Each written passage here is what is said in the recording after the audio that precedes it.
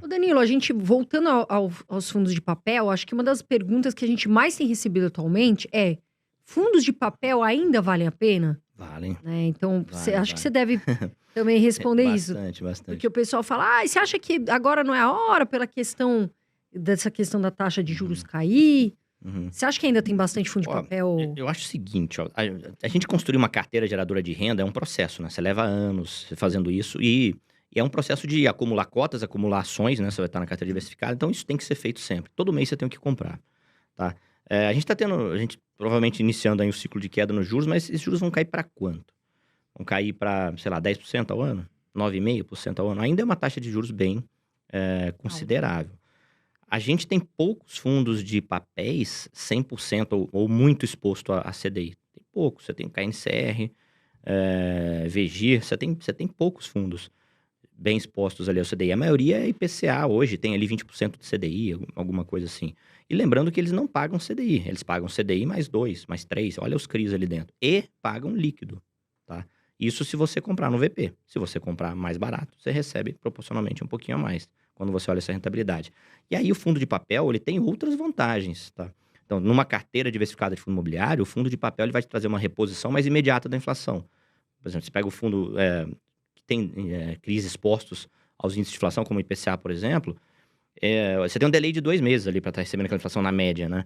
Cara, no aluguel do imóvel pode levar 1 ano para frente, às vezes mais, para aquilo ser reajustado. Então, você vai ter uma reposição mais imediata à inflação no seu fluxo, que é importante, tanto para quem está construindo patrimônio quanto quem vive de renda. Você vai diversificar alguns riscos, como vacância, por exemplo, do próprio Sim. segmento imobiliário. Então, eu comentei que shopping sofreu na pandemia, laje também sofreu. A papelada pagou bem. Então, o cara que tinha uma carteira bem diversificada, ele sofreu menos. E aí você vai balancear ali entre papel e tijolo. A gente trabalha com 30 a 50% de fundo de papel na carteira, dependendo do cenário macro, tá. Então quando começo do ano, que a gente estava muito, a gente ainda acha que tijolo tem espaço para andar. A gente estava ali quase 70% tijolo, 30 papel. Agora começaram a surgir umas oportunidades, né, por causa dessa deflação de junho, a gente tem alguns fundos de papéis aí com desconto em relação ao valor patrimonial. E a gente acha que a distribuição vai continuar sendo boa deles, né? Boa, tão boa quanto antes? Não, se a inflação está mais elevada, se o CDI está mais elevado, vai pagar mais. Mas ainda vai continuar trazendo uma boa distribuição. Então, a gente está aumentando um pouquinho a alocação em papel, a gente deve ir para uns 40% papel, 60% tijolo. Ou Você falou seja, de só desculpa, André, te interromper. Você falou sobre vacância, que é algo super importante, Sim, né, você saber quanto que tá vago do imóvel. Quanto que você considera, vamos dizer assim: "Ah, aceito", porque o HG, por exemplo, HGRE legal. 11, ele tá com uma vacância Excelente pergunta. considerável e todo mundo pergunta: "Mas e a vacância, vale a pena, não vale?" Excelente pergunta.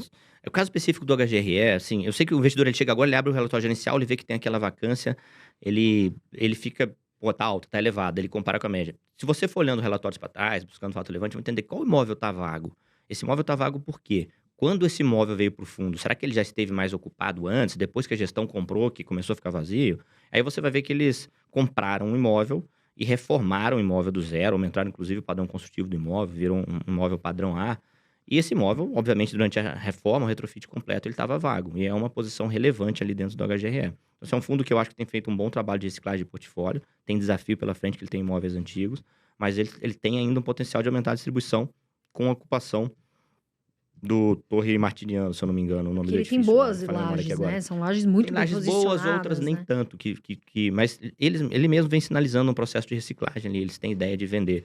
Então, assim, para responder sua pergunta, eu gosto de olhar a média de vacância da cidade, e aí você vai comparar com aquele imóvel, se o gestor está fazendo um bom trabalho, se tem demanda por aquele imóvel ou não, se ele está um pouco acima ou abaixo da média. Com a vacância abaixo, um pouco abaixo de 10%, a gente tem um ciclo mais favorável ao proprietário. Ele consegue chegar para vocês e falar: olha, eu vou aumentar o preço dessa sala aqui.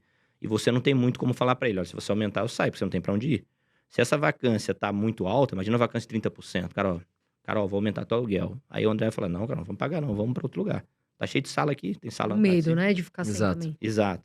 Então, essa vacância menor, ela é mais favorável ao proprietário. Onde a gente tem vacância baixa em São Paulo hoje, região da Faria Lima, Vila Olímpia, Itaim.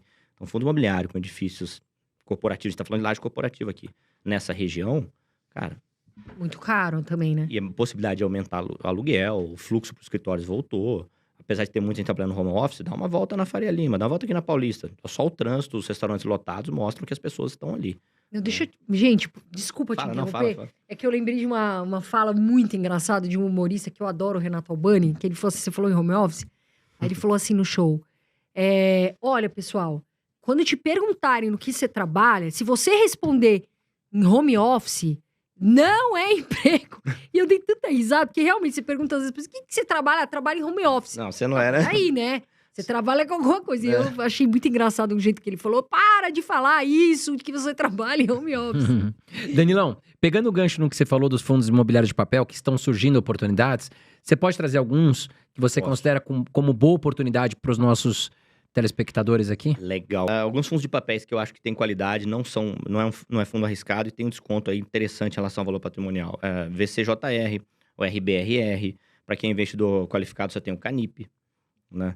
Então, são fundos aí de papéis que estão com desconto relevante em relação ao valor patrimonial. Sofreram um pouquinho aí com essa questão dos dividendos caíram por causa da inflação, mas é pontual. O preço vai voltar para o valor patrimonial quando? Mais cedo ou mais tarde. Quanto mais demorar, melhor para quem está acumulando patrimônio. Não é um trade, é um game de acumular o máximo de cota possível para receber o máximo de dividendo possível. Não tem muito segredo, né, Danilo? Não tem, cara. Se você entender que os fundos imobiliários de tijolo, ali em março, estavam de graça e os Isso. fundos imobiliários de papel estavam um pouco até caros, porque a Selic super alta, pagando super Isso. dividendos, cara, o negócio inverteu.